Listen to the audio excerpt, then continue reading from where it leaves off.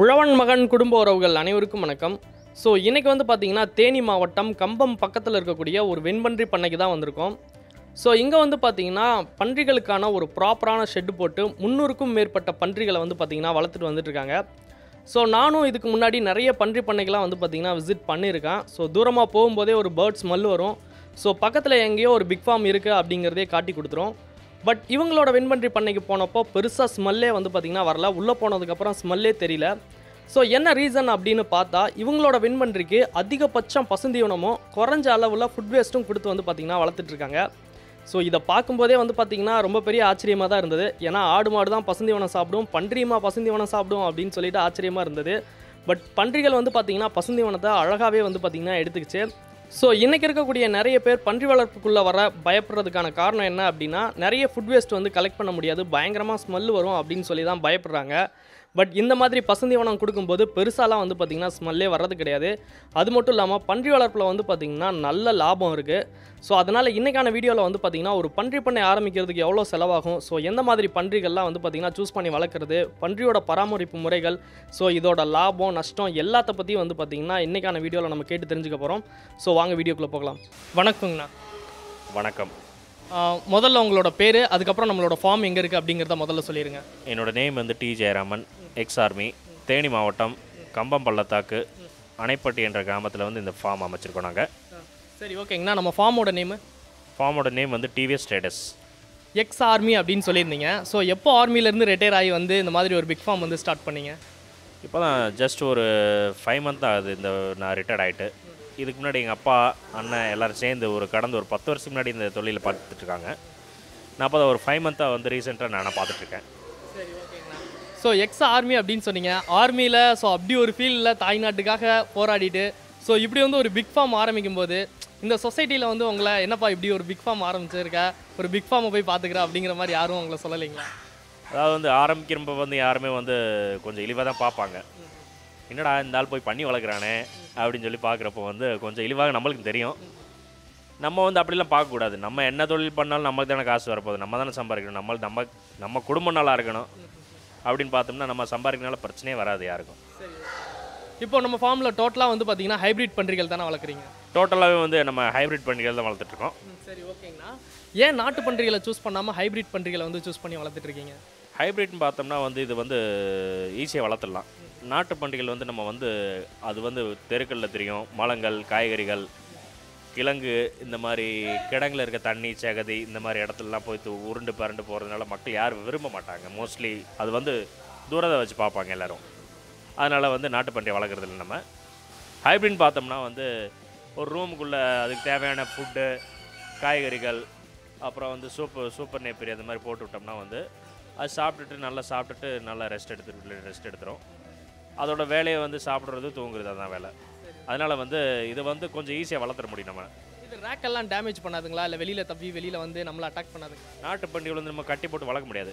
ஏன்னா வந்து அது குட்டியை போட்டாலும் நம்ம வந்து சாப்பாடு போடுறப்போ வந்து நம்மளே தாக்க ஆரம்பிச்சிடும். அதனால் வந்து நம்ம வந்து நாட்டு பன்றி நம்ம வளர்க்குறது முடியாது.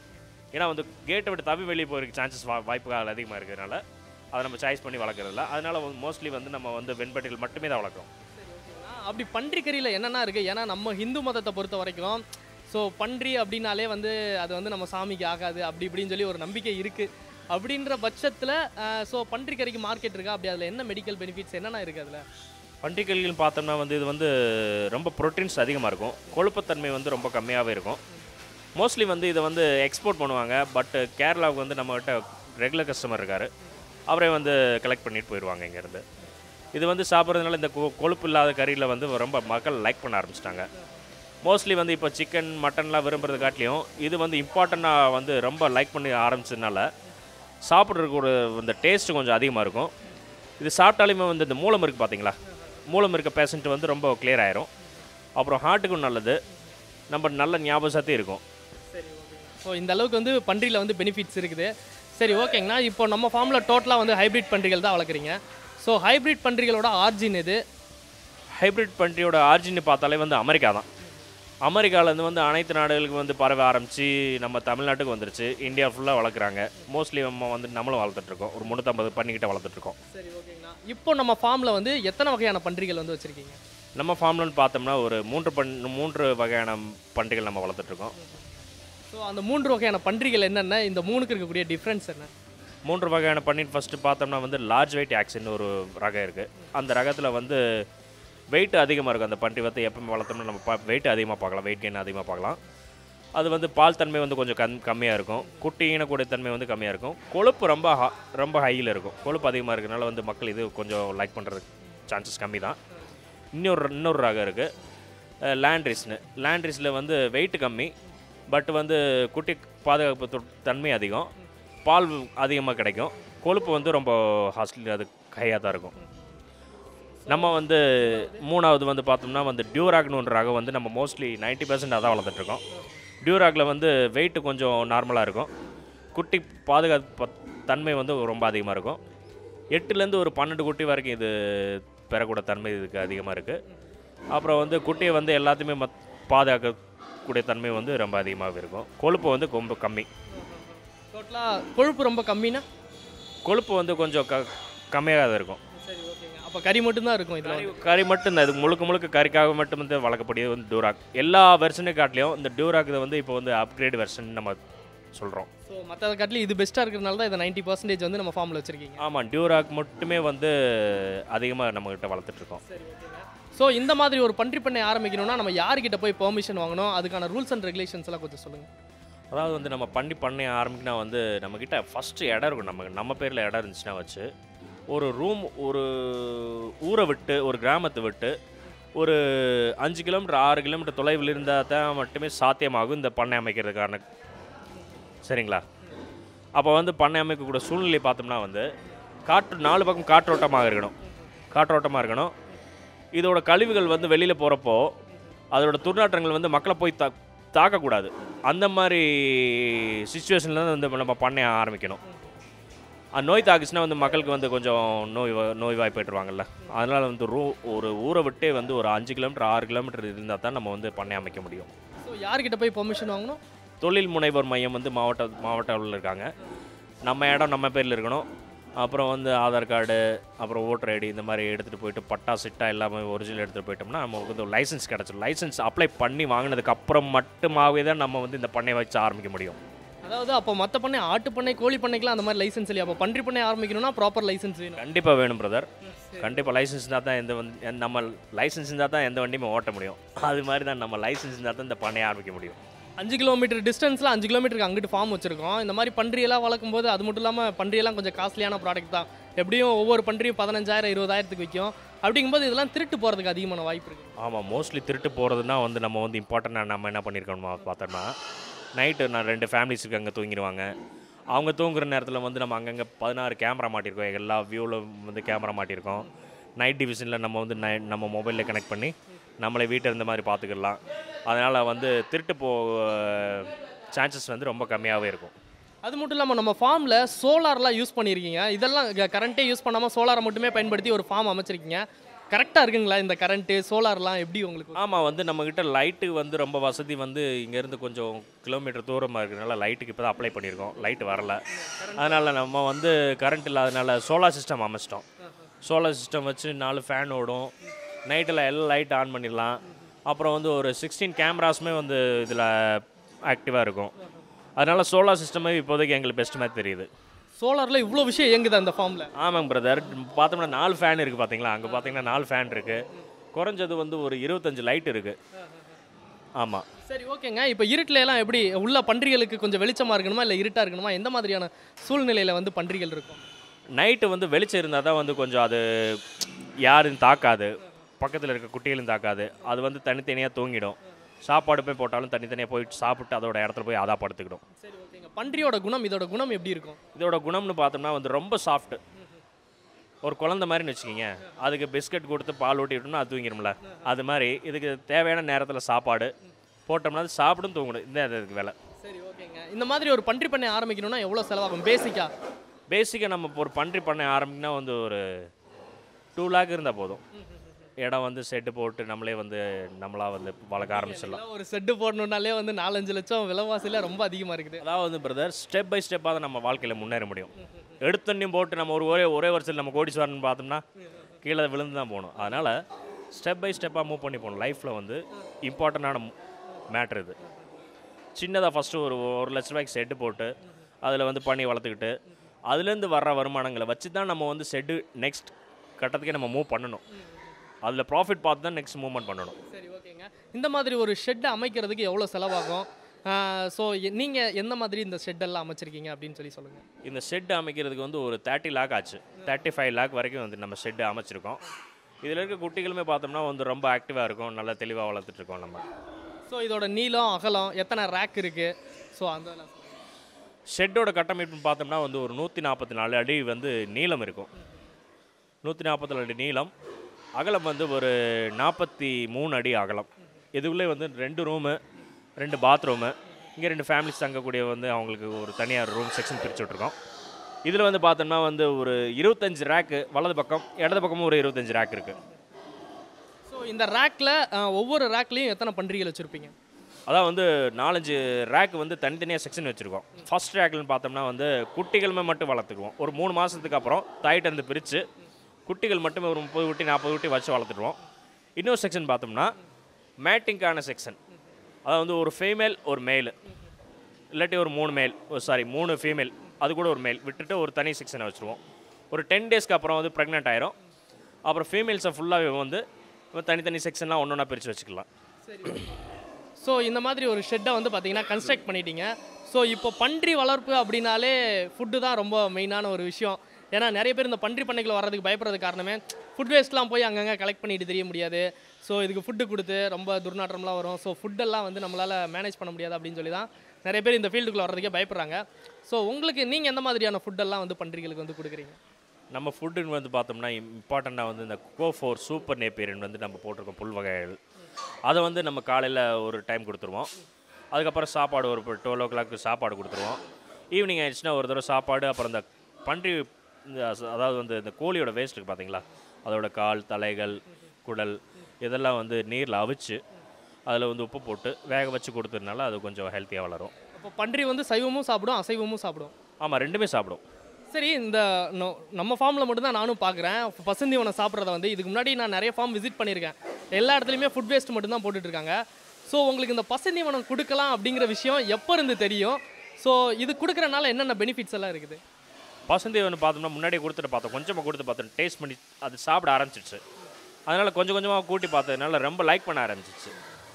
அது சாப்பிட்றதுனால இதுக்கு வந்து கொஞ்சம் கொழுப்பு வந்து கொஞ்சம் கம்மியாக இருக்கும், ப்ரோட்டீன்ஸ் அதிகமாக கிடைக்கிறதுனால நம்ம ஃபுல்லாகவே வந்து இந்த கோ4 சூப்பர் நேப்பியரை போட்டு விட்டு அது காலையில் ஒரு டைம் போட்டோம்னா வச்சு அது நம்ம கரும்பு சாப்பிட்றோம் பார்த்தீங்களா, அந்த மாதிரி ஃபுல்லாக சாப்பிட்டுட்டு அது சக்கையை மட்டும் கீழே போட்டுரும். அங்கே பார்த்தீங்களா அந்த மாதிரி தான் கிடக்கு. இங்கே பார்த்தீங்கன்னா கரும்பு டேஸ்ட் இருக்கும், அதுக்கு நல்ல சுவையாக இருக்கும் அது சாப்பிட்றதுக்கு. ஸோ அதான் நானும் பார்த்தேன். எந்த அளவுக்கு நல்லா கரும்பி ஒரு சக்கையாக பிழிஞ்சு போடணுமோ அந்த அளவுக்கு பிழிஞ்சு போட்டுருச்சு. அதே நேரத்தில் ஒரு ஃபார்ம் போனாலே வந்து பார்த்திங்கன்னா ஒரு ஊரை விட்டு அவுட்டரில் வரும்போதே அந்த ஸ்மெல்லை பார்த்தாலே ஸோ எங்கேயோ பிக் ஃபார்ம் இருக்குது அப்படிங்கிறத காட்டி கொடுத்துரும். ஃபார்முக்குள்ளே நுழையவே முடியாது. ஆனால் இப்போ ஃபார்முக்குள்ளே தான் நின்று ஷூட் பண்ணிகிட்டு இருக்கோம். பட் ஸ்மெல்லே வந்து பார்த்திங்கன்னா தெரியவே இல்லை. ஸோ எப்படி இந்த அளவுக்கு மேனேஜ் பண்ணி ஒரு ஃபார்மை தூய்மையாக வச்சுருக்கீங்க? அதாவது வந்து நம்ம காலையில் எழுந்திரிச்சு என்ன பண்ணுவோம், ப்ரெஷ் பண்ணிவிட்டு குளிச்சு தானே எங்கேயும் பிரேக்ஃபாஸ்ட் சாப்பிட்டு பண்ணி வெளியில் போவோம்.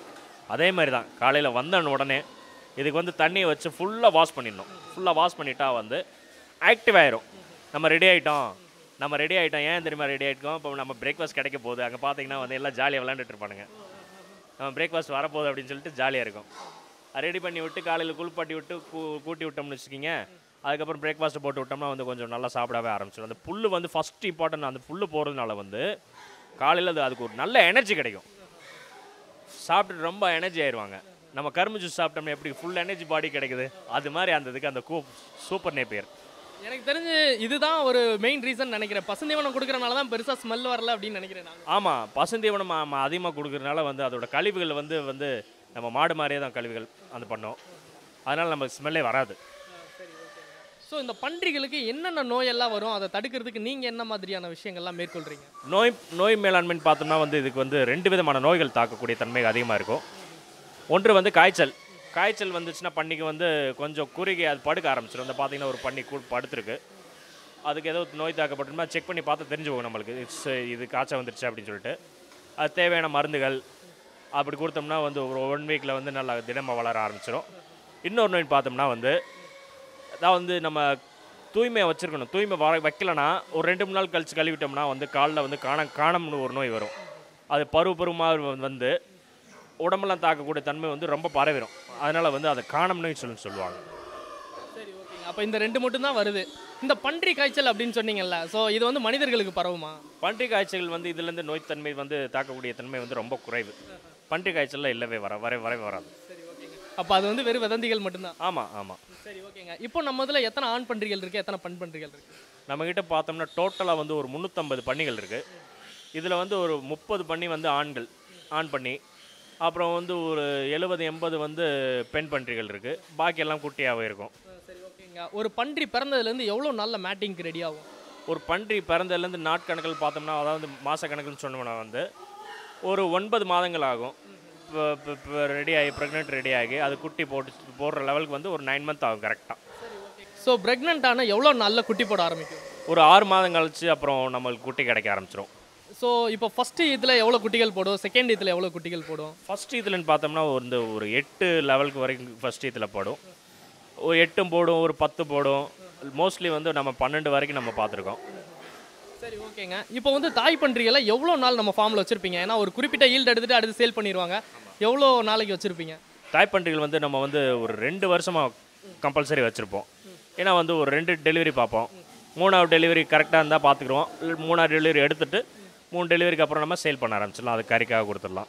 சரி, ஓகேங்க. இப்போ ஒரு தாய் பன்றி வந்து ஒரு 10 குட்டி போடுதுன்னா, குட்டி போட்டதுக்கப்புறம் எவ்வளோ நாளில் வந்து பார்த்தீங்கன்னா நீங்கள் தாய்ப்பால் கொடுத்து பிரிப்பீங்க தனியாக தாய்கிட்ட இருந்து? தாய்கிட்ட பிரிக்கிறன்னு வந்து பார்த்தோம்னா வந்து ஒரு 3 மாதம் கம்பல்சரி வச்சுருக்கணும். அப்போ தான் வந்து தாய்ப்பால் குடித்து திடமாக வளர்ந்து வர முடியும். நம்ம எப்படி குழந்தைங்களுக்கு வந்து தாய்ப்பால் கொடுக்குறோமோ முக்கியமாக அதே மாதிரி தான் இந்த பன்றிகளுக்கு தாய்ப்பால் கொடுத்து வளர்க்குறதுனால கொஞ்சம் ஹெல்த்தியாகவும் ஆரோக்கியமாக ஆக்டிவாகவும் இருக்கும். சரி, ஓகேங்க. ஸோ இப்போ வந்து ஒரு பன்றி பிறந்ததுலேருந்து எவ்வளோ நாளில் கறிக்கு ரெடி ஆகும்? பன்றி பிறந்ததுலேருந்து பார்த்தோம்னா ஒரு 1 இயர் கம்பல்சரி வச்சுருந்தா தான் நம்ம வந்து அந்த வெயிட் கெயின் நம்மளுக்கு வந்து பார்க்க முடியும். ப்ராஃபிட்டாக பார்க்க முடியும். குட்டிலே கொடுத்தாலும் அந்த வெயிட் கெயின் வராது. ஒரு 1 இயர் வச்சுருந்தோம்னா கரெக்டாக ஒரு 150 kgs வரைக்கும் வரும் நம்மளுக்கு. சரி, ஓகேங்க. இப்போது நீங்கள் இந்த மாதிரி பன்றிகள்லாம் பிறந்துருச்சு இல்லைங்களா, இதுலேயே நீங்கள் வந்து தாய் பன்றி வந்து செலக்ட் பண்ணிடுவீங்களா? இதுதான் நம்ம தாய் பன்றியாக சூஸ் பண்ணி நம்ம ஃபார்மில் இருக்கணும் அப்படின்னு சொல்லிட்டு அதெல்லாம் எப்படி செலக்ட் பண்ணுறீங்க? ஒரு 1 மந்த்லேயே நம்மளுக்கு தெரிய ஆரம்பிச்சிடும். ஒரு 5 குட்டி 10 குட்டி போட்டிருக்குன்னா அதில் வந்து நம்ம பார்த்துட்டே இருக்கலாம். எந்த குட்டி கொஞ்சம் ஆக்டிவாக இருக்குது, யாரையும் தாக்க மாட்டுது அப்படின்னு சொல்லி பார்த்தோம்னா வந்து அந்த குட்டி ஆக்டிவாக இருக்குன்னு குட்டியை மட்டும் நம்ம செலக்ட் பண்ணி அந்த குட்டியை மட்டும் தனியாக ஒரு ரேக்கில் போட்டு நல்ல திடமாக வளர்த்து கொண்டு வந்துடுவோம் நம்ம. சரி, ஓகேங்க. ஸோ அதை மட்டுமே நீங்கள் தாய் பன்றிக்கு வந்து சூஸ் பண்ணி அதை வந்து செலக்ட் பண்ணி இது பண்ணுவீங்க? ஆமாம், அது தாய் பண்ணி வந்து செலக்ட் பண்ணி வச்சிருக்கனால நம்மளுக்கு வந்து ப்ராஃபிட் தரக்கூடிய அது மட்டும்தான். ஏன்னா 3 வருஷம் நம்ம வச்சு வளர்க்கணும்ல, அதனால் ஃபர்ஸ்ட்டே செலக்ட் பண்ணி நம்ம தனியாக வச்சிடணும். ஸோ இப்போ இந்த மாதிரி நீங்கள் பிரித்து வைக்கிறீங்கல்ல, ஸோ இந்த மாதிரி பிரித்து வைக்கும்போது அதுக்கு வந்து ரொம்ப வெயிட் அதிகமாகி இந்த கால் உடையிறது இந்த மாதிரியான பிரச்சனைகள் இருக்குங்களா? வெயிட் அந்தளவுக்குலாம் வராதுங்க. நம்ம வெயிட் அந்தளவுக்கு போக விட மாட்டோம். ஏன்னா வந்து நம்ம ஒரு 1.5 இயர்ஸ்லேயே வந்து நம்ம ஃபஸ்ட் ஈட்டு இல்லாட்டி செகண்ட் ஈத்து வந்து பார்த்துட்டு நம்ம கொடுத்ததுனால அந்தளவுக்கு வெயிட் ஏறாது. சரி, ஓகே. இப்போ நம்ம ஃபார்மில் வந்து பார்த்தீங்கன்னா ஒரு கேஜி வந்து என்ன ரேட்டுக்குங்கண்ணா போயிட்டுருக்கு? நம்ம ஃபார்மோட அதாவது கறி பார்த்தோம்னா ஃபஸ்ட்டு ஒரு 120லேருந்து ஒரு 130 வரைக்கும் நம்ம வந்து கறிக்காக மட்டுமே விற்றுட்ருக்கோம். ஸோ இப்போ வந்து பார்த்தீங்கன்னா ஒரு பன்றி வளர்க்குறோம் அப்படின்னா நல்ல வெயிட் கெய்னிங் வந்து நம்ம கொடுத்தோம் அப்படின்னா அதுலேருந்து எவ்வளோ வருமானம் வரும்? ஒரு பன்றிக்கே வந்து ஒரு 150 கிலோன்னு பார்த்தோம்னா வந்து ஒரு 130 ரேட்டு வச்சோம்னா வந்து அந்தளவுக்கு நம்மளுக்கு ப்ராஃபிட்டு ஈஸியாகவே கிடச்சிடும். 15,000 ரூபாய்க்கு மேலே வந்து கிடைக்கும். ஆமாம், 15,000 ரூபாய்க்கு மேலே கிடைக்கும் நம்மளுக்கு. சரி, ஓகேங்கண்ணா. ஸோ இப்போது நம்ம ஃபார்மில் வந்து பார்த்தீங்கன்னா பன்றிகள் இருக்குது, நல்லா டோட்டலாக அடித்து க்ளீன் பண்ணிடுறீங்க. இதோட கழிவுகள்லாம் என்னென்ன பண்ணுறீங்க, எங்கே போய் ஸ்டோர் ஆகுது? ஏன்னா எங்கே பார்த்தாலும் ஸ்மெல்லே வரலையே.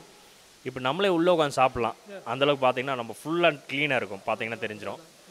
அதனால ஸ்மெல் வராதனால ஏன் காரணம் தெரியுமா? இதோட கழிவெல்லாம் வந்து ஸ்ட்ரெயினேஜில் போயிட்டு டேரெக்டாக போயிட்டு அங்கே ஒரு பைப் லைன் இருக்குது. அந்த பைப் லைனில் போயிட்டு டேரெக்டாக அங்கே ஒரு 700 மீட்டரில் வந்து ஒரு செப்டிக் டேங்க் தோண்டி வச்சுருக்கோம் மணல்லேயும்.